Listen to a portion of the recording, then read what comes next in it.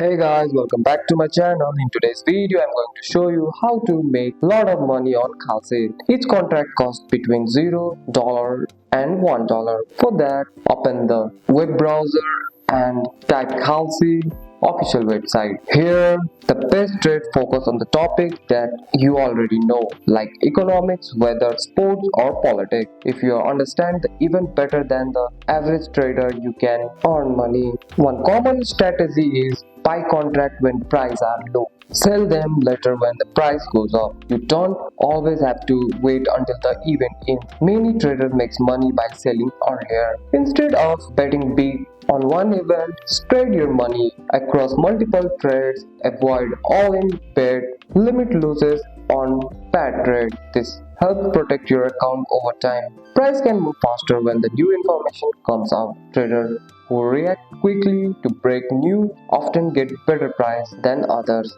Kalshi trading involves real financial risks. You can lose money and profit are never guaranteed. So that's how people try to make lot of money on Kalshi by learning, staying disciplined and managing risk. And that's it. That's all for today's video guys. If you found this video helpful, drop a like and subscribe for more videos. Thanks for watching. See you in the next one.